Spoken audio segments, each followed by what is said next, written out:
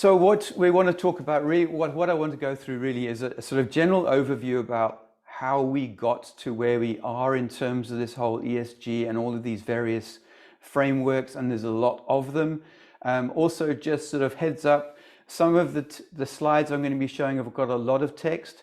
I'm not going to be reading the text. I'm just going to be highlighting some of the paragraphs or some of the phrases, but I wanted to put the full text in there so that when you get a copy of the slides or you go back and watch the recording, you can read the rest of the text and then take that information and do what you need to do with it.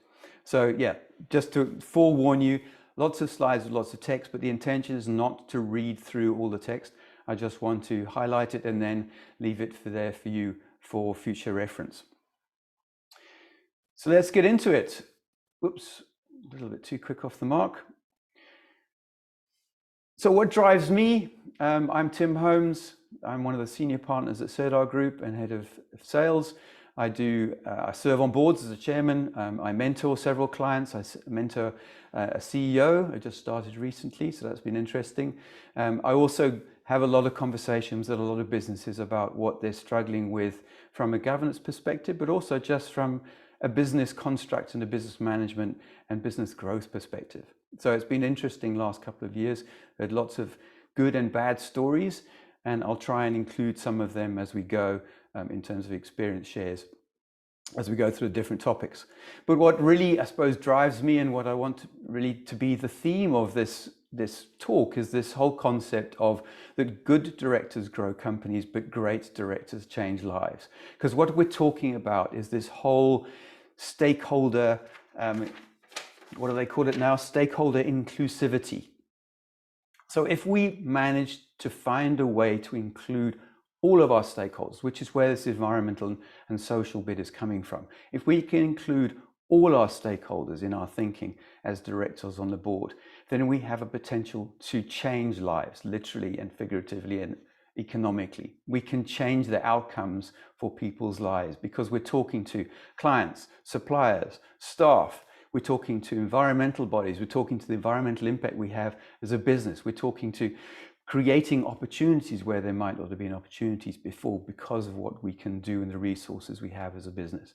So I really wanted you to try and grab that with both hands and think about how, as a director or a prospective director, you can move into the space where you are changing lives. And that requires a degree of education. It certainly requires a whole bunch more digging into what the responsibilities and role is of being a director and understanding what drives us as directors. So I went back to King 2 and was fascinated that in 2002, we're talking about the things that we've been talking about for the last 10 years. Yet a lot of people in industries and in director roles don't understand that those rules were set so long ago. Those guidelines were set so long ago, and about what is best practice and how we should operate. So what is ESG? Well, I wanted to do a bit of background on how we got to where we got to. So I've broken it down into different sections to try and sort of set the scene. So a lot of this stuff is not new. It started way back in the 60s with people thinking about social responsible investing and not whether we invested as investors in tobacco companies or related to South African apartheid. So lots changed since then, but those are the kinds of things that people even were considering that long ago, which is what, 60 years ago. Then it moved in, but generally the thinking was, as an investor, the thinking is and was, we want to maximize profit. And things have changed over time, slowly but surely, moving to a space where we need to think a lot more inclusively. So that started in 1994 with this concept of triple bottom line, the 3 Ps, PPP, profit, people, profit, and planet, first coined by a gentleman called John Elkington. And he formed a company called Capitality because of this whole concept of trying to build a sustainability by looking wider than just profit.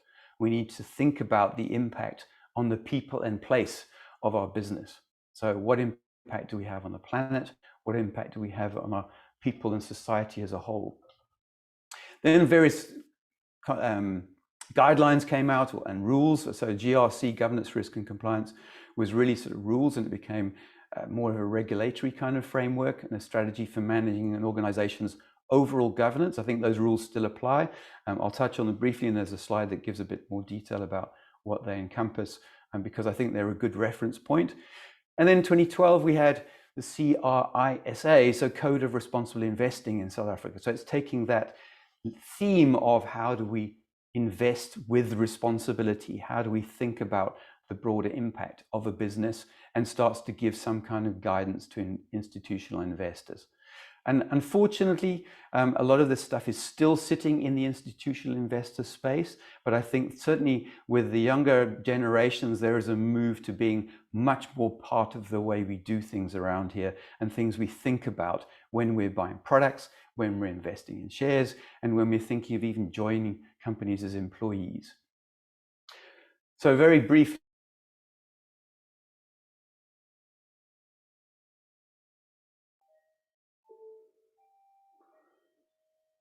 Well, I've just had load shedding, but my battery seems to have kicked in, so I think we're okay. Just a quick check-in. Can everybody still hear me? Just someone post on the chat. Can you hear me? Can you see me? Anybody out there?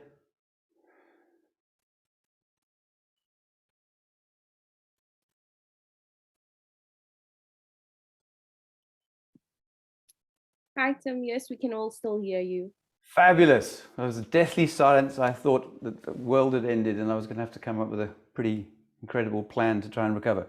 So the Grc Capability Model, which is what we just introduced just now, is really talking about lots of stuff that we've been talking about in lots of different contexts. So there's aligning strategy with objectives, performing actions and promoting rewards things that are desirable, prevent and remediate things that are undesirable. This is what we're talking about in terms of impact on people, impact on planet, impact on society and environment, as it's now referring to. So that's just there for reference. And then on the governance principles side, these things starting to merge more and more together. We're starting to move in the direction where more of these principles, more of these guidelines are becoming global, as we'll dig into a little bit later. So in 1994, we had the first King report, which was about at the same time as PPP came out. And the first King report was recognized internationally as the most comprehensive publication on the subject, enhancing the inclusive approach to corporate governance. So we're starting to talk about inclusivity way back in 1994. And as a society, we were starting to think in South Africa a lot more about inclusivity as well. So I guess those two worked quite nicely in parallel. Then King 2 came into effect. And as I mentioned, that's where a lot of the things like the board must own strategy. There needs to be a split in roles between chairman and CEO. There needs to be a thinking about having a split of board amongst independent directors or non-exec directors and executive directors, and starting to report on how many independent directors you had, how many non-exec directors, and how many executive directors you had. So we're starting to think about stuff that we almost take for granted because we talk about it so often, but it was new in 2002. It was new 20 years ago. And then March 2010, King 3 came to effect, and they're talking much more about this comply or explain, which moved to King 4, where we talk more about apply and explain. So it's taking more and more of that. This is the principle. Now, why aren't you adhering to it? Explain why you aren't putting into place. What is your reason for not putting that particular guideline, that particular recommendation into action? More accountability does away with tick box approach. So South Africa very much led this drive to being principles-based governance rather than tick box, legal, legislative kind of governance. And now the world seems to be catching up, and a lot more of the guidelines going forward are very much more about thinking about principles and recommendations rather than legislation. And then King 4 was the first time that we started to see that move from talking to listed companies and large corporates, and now including and saying that guidelines need to apply to all businesses. So small and medium enterprises get their own particular supplement in the King 4 code. So as I said, we started to move from things very much related to investors in big corporates, in listed companies rather, and thinking about the stock exchanges regulating their environment, and impact investors starting to come out and trying to set guidelines about what that meant and what you should and shouldn't do as a company, etc. And now we're moving to a much more of a global space. And the first real jump in this direction was in September last year, where ISO 37000 came out. And if you're interested in finding more about that, we've got a program happening on the 4th of May, which I'll ask for those to load the link for at the end. And if you're interested, you can just let us know on the chat box. So it's moving from very much institutional investors, listed companies. Now all of these codes are gradually spreading out to encompass all businesses, and they're moving from local to global. And it's very much the trend of what's going on for all of these different frameworks. So it's important to understand that now, more than ever, we as directors need to understand all of these frameworks and see what's happening in the future, because anything that was previously local is moving more and more to becoming global. So King 4 set the stage, and Professor Mervyn King was very much involved in this ISO 37000 standard, and it's the first standard that ISO have ever done that's not legislative. It's a recommendation, it's principles based. So move firm into that space as a global community. And then how do we report on this? This is where integrated reporting came from. So a lot of these the PPPs and the GRC talk about how do you report on this stuff. Now we're moving into the space where there are organizations really driving the principles and thinking around what that reporting structure looks like. And we now moved in June 2021, two of the prime bodies, the IIRC and the SACB, merged to form the Value Reporting Foundation. And I noted that already a year later, they're looking at merging again or consolidating again under the International Financial Reporting Standards, or IFRS Foundation. So that's bringing even more parties together, even bigger and larger numbers of groups of businesses and institutions to work together to make all of these standards and frameworks much more global.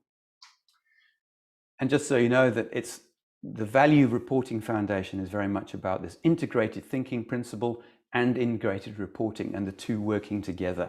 And they've done a lot of work with the SACB standards as well. And I've thrown a slide in giving you a bit of background on SASB, sorry, but you can obviously look up their website and find out a little bit more, but that's very much about accounting standards and sustainability of finance. So we've moved from triple P, we've got GRC that's come in there, we've now moved into the ESG space. We've gone from one report, so how profitable and why are we profitable, kind of thinking about reporting. We moved to 3 separate reports with triple P, which wasn't really what the intention was. And now we're trying to bring them back together to make it a much more integrated report, and starting to put together frameworks about how we report on all of the impacts we're having with all of the different stakeholders that we're involved in one report. And obviously a lot of that needs to be given guidelines because people haven't done it before. It needs to be given some kind of standards and some kind of consistent approach, so that when we're sharing integrated reports across jurisdictions, sectors, countries, that they are as consistent in their approach as possible, and you can get the information you need as quickly as possible. And then regional standards moving to global. So as I said, the King codes were very much just in South Africa. Then they started to build acceptance around the world. People start to understand that we need to think a lot more about stakeholder inclusivity. And now we're in the situation where we have a truly global governance standard in ISO 37000. So it's important to read up on what it's about, what's the thinking behind it. And as I said, attend a workshop on the 4th of May. And then this new ISSB standards, again, bringing much more clarity on what integrated reporting specifically means. So the current state of ESG reporting. So this stuff just gets more and more complicated. So it's now linked to and incorporates Task Force of Climate-Related Financial Disclosures, the TCFD. It also includes the SASB that we've mentioned before, but there is little consistency about how to apply ESG in the way you report internationally so far. So for example, under the current disclosure regime in South Africa, there is no explicit duty to provide disclosures on ESG matters.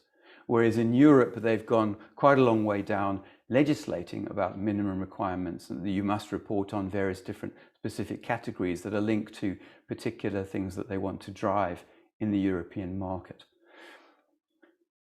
But the JSE does require companies on an annual report to apply and explain, as I've said, as part of King 4, and the extent to which they have compiled or complied with King 4. And this is often in an integrated report. So let's use that integrated report standard. It's already being prescribed for listed companies. So it's going to be more and more driven into what we do as private and family businesses going forward. And not so much that we have to do it, because that's not the idea. This is a principles-based kind of concept. But when we're getting investors coming into our businesses, when we're getting banks giving us money, loaning us money, I wish they gave it to us, loaning us money, when anyone's coming and looking from the outside in on the organization, having an integrated report, having a way of reporting what we're doing in all of these different areas will just make that engagement so much easier and going to become much more of an expectation. Just quickly, the difference between ESG and CSR. So ESG is very much a framework. It's disclosure standards. It's a way of compiling information in a way that's consistent. Whereas CSR is very much more specific about the company. So it could be legislated. You have particular CSR requirements. But it's also more about how the company runs the business. What is their ethos? So is it about recycling? But recycling in such a way that it may not necessarily increase their bottom line. It's just the way they want to do things around here. So they fix things rather than replace things, etc., which is not necessarily going to give the same profit margin. But from a business perspective, that's the way they do things. That's part of their brand. It's part of the reason why people buy from them, because they want to buy something that's going to last and it's going to be fixed up and not have to be replaced regularly. So a good example might be a Leatherman if you have one.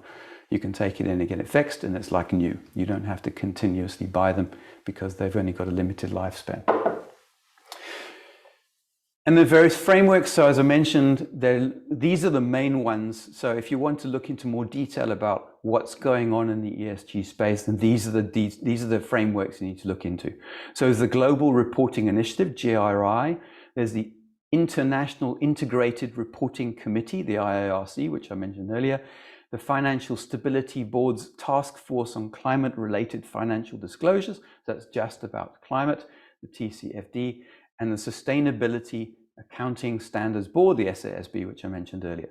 But there's various others like Principles for Responsible Investing, which is very much about the institutional investor space. Carbon Disclosure Project, about how you declare how much carbon you're using and how you've offset credits, etc.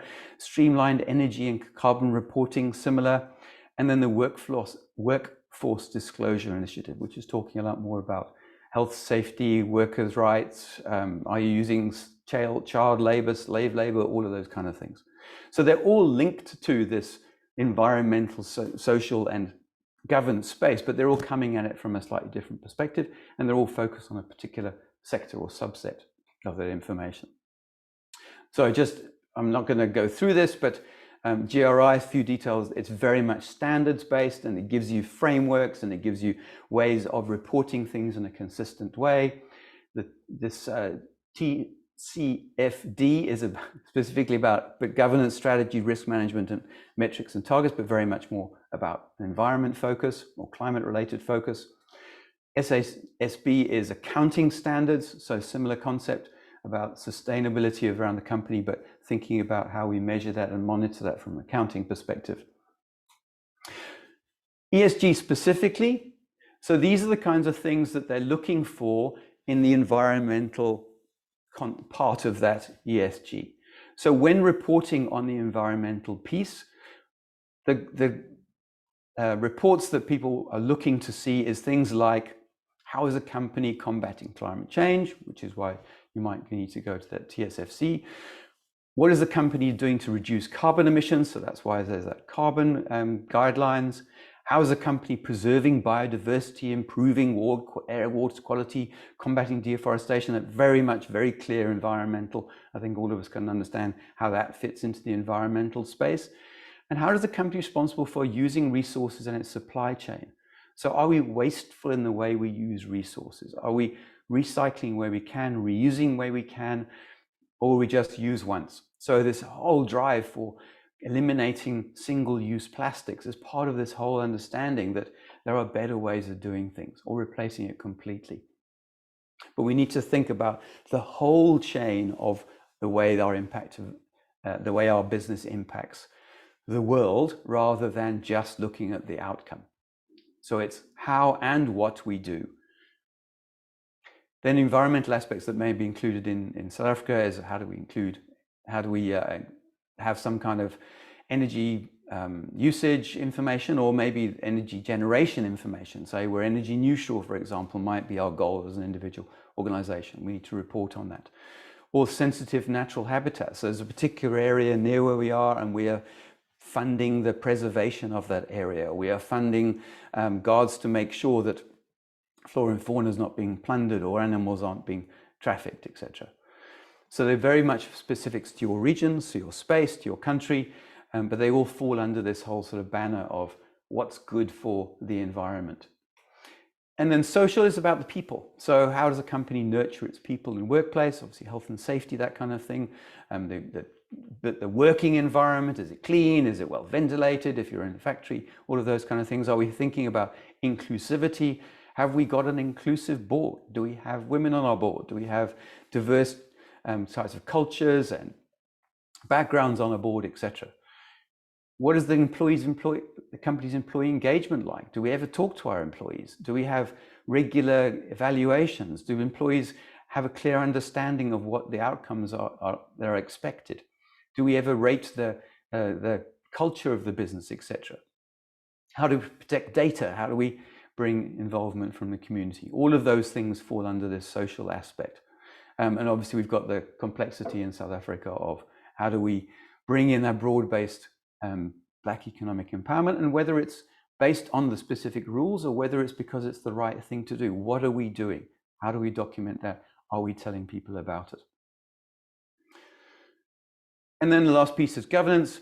So what is it doing to stay ahead of corruption and ensure its investments remain sustainable in the future? I think it's much broader than that, but particularly within the ESG framework, it's about leadership oversight, the composition of the board, executive compensation. It's very sort of specific kinds of things, particularly around corruption, and how do we make sure that we're governing almost like a government rather than governance, which is much broader and actually includes all the stakeholders.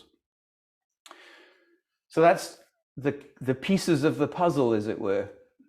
And then if you're interested, if you are part of a listed company or just want to see how they measure this from a listed perspective, then there are various data services that listed companies use, and you can go and interrogate and look at those websites and see what criteria they use. So what are the benefits? Well, there was a study in 2017 by Morgan Stanley where they interviewed millennials. So 86% of millennials were interested in sustainable investing or in investing in profitable companies that operate while having a positive social and environmental impact. So as I said, the younger generation are coming into the workforce, they're becoming investors, and they are far more keen on making sure that a business is doing the right thing. So if we're not doing it already, and we want to attract people into our business as employees, or we want to attract the younger generation investors as they grow in their own personal wealth, then we're going to have to think a lot more about these concepts and these frameworks. And 80% of the NASDAQ 100 firms across the globe are now reporting on sustainability. So the global network or global framework for ESG is not a question of, it's a question of when now rather than if. So we've got to the point where we're past that critical tipping point. It's going to happen. Now it's just the fighting around what the framework might look like and how do we report it to whoever we need to give these reports to and who we need to give the feedback to. who's investing in our business, either investing with their time or investing with their money. And that brings us to this integrated reporting concept. So what is it? Well, this is from the integratedreporting.org facts page. So wonderful bedtime reading. Some really good, nice, concise paragraphs in there. And what I really wanted to highlight with this is it's talking about integrated reporting reflecting commercial, social, and environmental context, which is basically the same as the ESG requirements. So they're close enough, and certainly close enough as a starting point that we're not going to have to change too many things if we start to think about putting in place some kind of integrated reporting.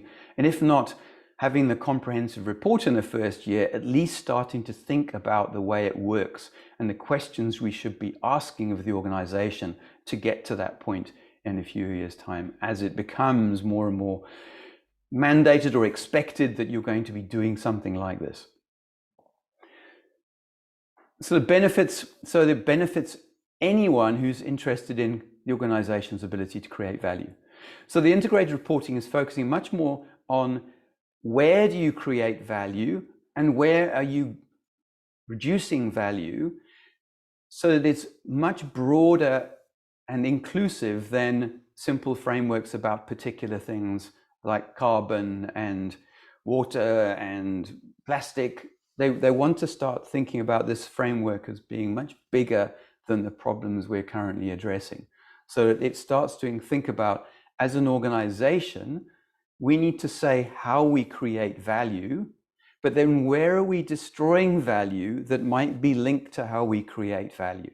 So as an investor, and as I said, a prospective employee, I can see, look, that's great value, but I'm really not comfortable with the downside of creating that value. So yes, their profits are amazing, but there's quite a lot of stuff going on here which is just not right. It's not that doesn't part of my values. It's not what I want to see happening in the world. Therefore, I'm not really comfortable in investing in this particular company. And this integrated thinking concept is about how you go through that process. And I've got a couple of examples very quickly to demonstrate how that happens, so that you can at least get your head around what those questions and answers and statements look like that it's talking about from this integrated thinking perspective. And the integrated thinking is the active consideration by an organization of the relationship between its various operating and functional units and the capitals the organization uses or affects. And this concept of capitals is important to understand, because what they're talking about is really what we've been talking about in terms of inclusivity. So yes, there's financial capital that comes in and out of the organization. There's manufactured capital. So what are we bringing into our organization that's already been manufactured? And are we checking the supply chain of that product coming into our business? Or are we just saying, no, I bought it, therefore I don't need to worry about it? And I think there's just, over the last quite a number of years, there's been a lot more focus on, we need to think about our entire supply chain, not just when it's landed at the door, then from that point it's my responsibility, but I don't have to think about how it got there and who was impacted along the way. So there's a manufactured capital, then there's intellectual capital. So what are we doing and supporting and generating and developing in terms of intellectual capital? So when we bring people in, when we bring ideas in from consultants or wherever it might be, then how do we manage that? How do we make sure that it's utilized effectively? How do we make sure we're getting value from it? So this is a value conversation. And human capital, so actual employees, we're bringing them into our organization. How do we make sure they're looked after? How do you make sure they're paid fairly, et cetera, health and safety, all of those kind of things. And then social and relationship. So who else do we have relationships with? Who are the other stakeholders on the periphery that we have relationships with, and how are we managing them? So on our governance compass, the CERDAR governance compass, we talk a lot about stakeholder engagement and having a stakeholder engagement framework. So who are all of the stakeholders that our business interacts with, and who is responsible for that relationship? How do we manage that relationship? Is it an email once in a while? Is it a meeting? Is it a big boss barat once a year? How do we manage that relationship? But most importantly, who's responsible and how often, so that we start to build that framework and we start to monitor that as a board to make sure that we're seeing and speaking to all of the people and hearing from all of the people and organizations that we need to. And then natural. So what are we doing in the natural world? How are we using the resource of the natural world? Whether it's mining things up of the ground, whether it's taking water out of a river, whether it's using the air, what are we doing in that space? And are we thinking about, this is the value we're generating from using the air, from the atmosphere, and have we thought about what's the downside, what is the output, what is the potential pollution that we're generating, and how are we offsetting those? Are we pushing too much on the value generation and not thinking as much as we should about the costs? So this is what it looks like. So the business model at the center. So I'm just moving my wire, I can't see my screen. The way they talk about this integrated reporting principles, to think about the business as being this planet that's flying around in the solar system, and the external environment is that solar system. Comes close to other bodies and interacts with bodies, but it's trying to make sure that this planet is operating on good solid principles, that it's using the capitals, the inputs and outputs as effectively as possible, and it's generating tangible value and intangible value, ideally. So there's the capitals listed, and then the principles: purpose, strategy, risk and opportunities, culture, governance, and performance. So again, we can see they're all linked with what we've been talking about in terms of ESG and PPP and all of the other acronyms that have come before them. So I think generally, if we can follow these kind of principles, we're not going to be too far off. And the way the structure works in levels, so the board gets together and comes up with the questions used to determine the effectiveness of the implementation. So what questions are we going to ask of the organization to determine whether the principles are being implemented or not? Then the next level is the assessment. So it's the senior management thinking about what are the statements they're going to make in a report that clearly explain what's happening and answer the questions. So the board comes up with a question, and I'll show you some examples in a second. Senior management then comes up with a statement that ideally answers that question as fully as possible. And then the third level is the operational principles. So what are we doing in terms of activities and policies and processes? Governance, that's what governance is all about, is policies and processes.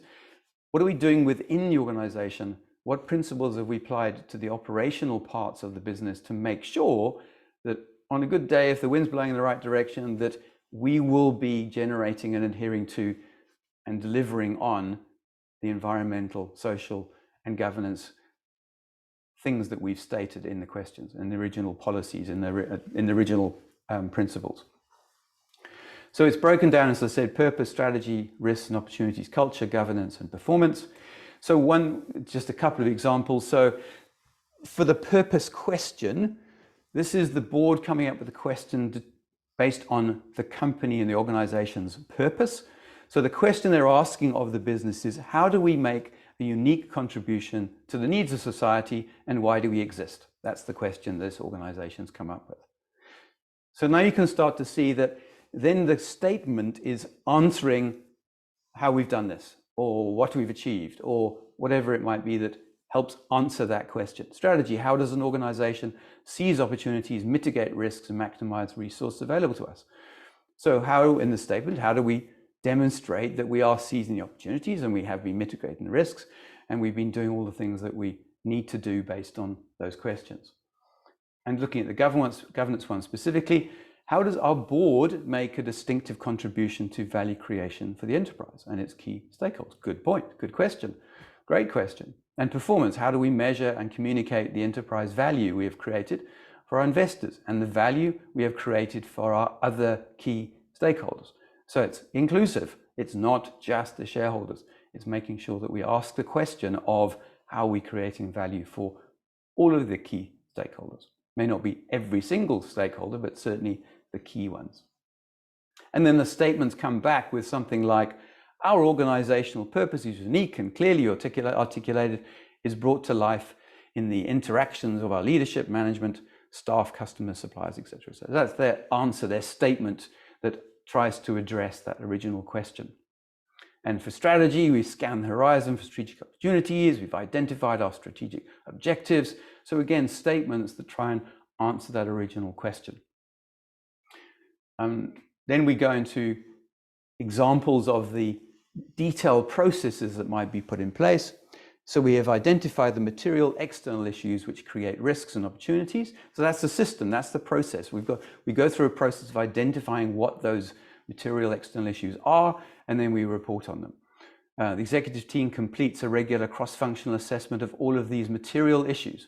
So there's a lot of talk in ESG about materiality and making sure that from a financial perspective, we declare what has have a material impact on the business. Culture, executive team assesses how effectively we live our values via an annual employee survey. So it's specific. What is the process to determine whether we're living to the values? We're going to do it with an annual employee survey and regular pulse surveys. So that's our way of doing it. That's our activity. That's our process, our policy around how we monitor this stuff. And this is what the whole thing looks like. So we've got those capitals on the left coming in and on the right going out. So what are we looking at in terms of inputs to this organization? And then just as importantly, what are we looking at in terms of the impact outwards of this organization? So both positive and negative, both short, medium, and long term. So that's part of the way this report is structured, part of the way this framework is put together, is thinking about commenting on how we manage the incomings, commenting on what has been the impact on all of them as an outgoing, and then looking at our business activities and the interaction between the business activities and the outputs. So performance, the outlook, the strategy and resource allocation, the risks and opportunities. So the governance piece, the purpose, the mission, the vision, all of these things are linked together in this one diagram. And this is the concept, this is the meat and bones, as it were, of how the integrated report works. And there's nothing on that list that we actually shouldn't be monitoring.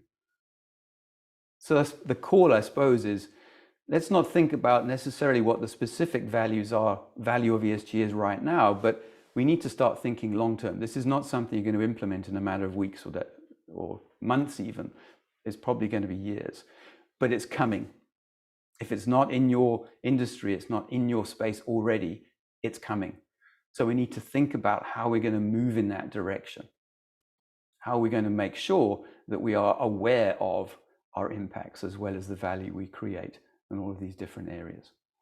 So how does this work with ISO 37000? So ISO 37000, which is the circle on the right, is very similar. It's about responsible stewardship around the outside, effective performance, ethical behavior, all the stuff we've just talked about, then stakeholder engagement, the viability and performance over time, so sustainability elements, leadership, data and decisions, risk governance, social responsibility, all part of what we've talked about before. And then right close in the middle is that purpose, so the center, the why.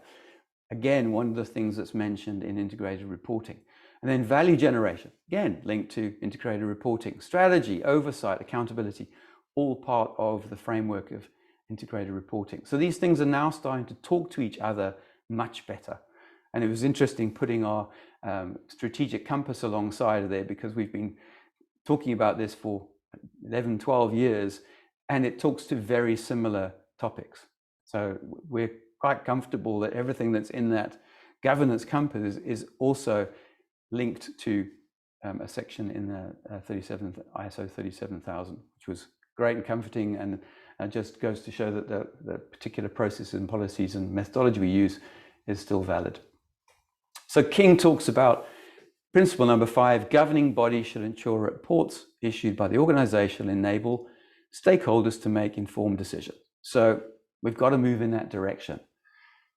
What does integrated reporting do? It's alignment, connectivity, conciseness, KPIs, all of those kind of things that are geared towards how do you make sure that you produce a good quality report. And they even give you some indication of what the potential weaknesses might be that will detract from that good quality report. So unclear or incomplete articulation of how the organization creates and erodes value. reporting without regard to materiality. It's too lengthy or cumbersome. So we've got a long report about something which has only a few rands or dollars of impact, and we haven't got into anywhere near enough detail on something which is tens of thousands, if not millions of dollars of impact. And report content is formulaic and follows another organization's disclosure. So we've taken someone else's report and we've just copied it and dropped a few bits and pieces. We need to think this stuff through. We need to think about how it applies to our organization. Back to King 4, apply and explain. So apply this thinking and explain why you haven't included that piece or why you have included this piece, and explain how you generate value and how you erode value, so that anybody looking at the report has a good, solid, clear, and complete picture. So takeaways, how are we doing for time? Whoa. Stakeholder inclusivity is now mainstream. There's much more there's a gradual, steady move from starting with all of these frameworks focused on the listed market. Now it's moving across to all businesses. As I've said, the clearest indication that that's happening is this new ISO 37000 standard, because it applies to all businesses. King 4 also applies to all businesses, but they've struggled to get that message across. Move from local to global. So a lot of, and particularly in the South African context, we've moved from things which were thoughts in our own backyard and very little other places to this has now become global way of thinking. Move from legislated to principles and recommendations. Again, we led the way in South Africa, but it's becoming much more globally accepted that rules just don't work because they have to change too quickly to keep up with the way the environment is moving. And as directors, we need to be fully up to speed with local ESG requirements. So if there is something that's legislated, if there is a particular goal of the market or country that we're living and working in, we understand what that is and we understand how we comply with it, how we report against it. Understand how the global ESG frameworks work. So integrated reporting is part of it, obviously, but it's worth investigating in the ESG specifics. So look at your sector, look at your industry, look at your country, and see what guidelines there are that you can start to include in the way you do things in your business. And global integrated reporting, it's not just something that's been, I think a lot of this integrated reporting started in the UK, but now it's very, very much more global, and it's global governance practices and principles we need to be aware of and need to be thinking about. So I hope that was helpful. I hope that you've got some sense of what this great directors looks like now, and you need to make a choice about whether you're going to move in that direction or not. And also to understand that we need to consciously focus on all areas of business now. We can't just focus on one, which tended to be on profit or value of the business. We need to think much more broadly as directors and executives and even employees. We need to be much more aware of the bigger picture and not just focus on the one key thing which may affect the money in our pocket. For those, can you just put that poll up? Otherwise, I think I can launch it. I can launch it. Yes, then we can launch it. So, any questions? I can see there's nothing in the Q&A box. What have we got in the chat? Any questions for those? Oh yes, and thanks for posting that. If you're interested in attending the workshop, then there's a link to register. It's coming up, as I said, on the 4th of May. No questions, sir. Well, thank you very much, everybody. Thank you for attending. I hope that, I'm not sure whether it's clarified anything, but I hope at least it's informed you on how broad and complex this stuff is. But thankfully, it seems to be coalescing and consolidating into something that's a little bit easier to get your arms around, because it's not 25 or 30 or 40 or 50 different organizations pulling in opposite directions. There seems to be a sense that at last people are starting to talk the same language. They're starting to think about how this impacts everybody. We can't just work in isolation anymore. And I guess this current war or invasion or whatever the word is you want to use for it, as highlighting that we actually need to work together as organizations, countries. We need to be thinking much more in terms of working together not working in silos. And the best way to do that is to come with some kind of global guidelines that we can all move towards. Anything else? No other questions? Yeah, I said it's a big share. So we'll share the presentation. We'll also share the recording. So we'll post it on YouTube and then you can access it from there. I think Jenny, who our marketing lady, will be following up, sending out follow-up emails that will give you that link as well. So as I said, as soon as the video has been loaded on YouTube, then that email will come out with the link. It's huge but doable. Yes, thank you. Yes, it's bite-sized chunks. Pick the bits that are important to you.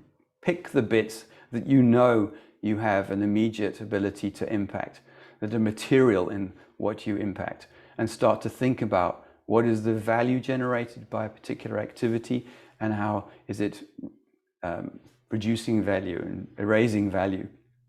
And what is that balance? What is that tension between the two? Because it's always there. We can't always do good. There's always something that gets impacted by doing a particular activity. And we also can't just stand still. So unless there's anything else, thank you very much. Thank you for your time. And we look forward to seeing you at any upcoming webinars, workshops. I'm happy to sit with anybody who's interested just for a free 30-minute consult, just to talk about your particular business and see if we can help in any way. And as I said, thank you for those of you who have requested a call about the ISO 37000 workshop. We look forward to speaking to you all soon.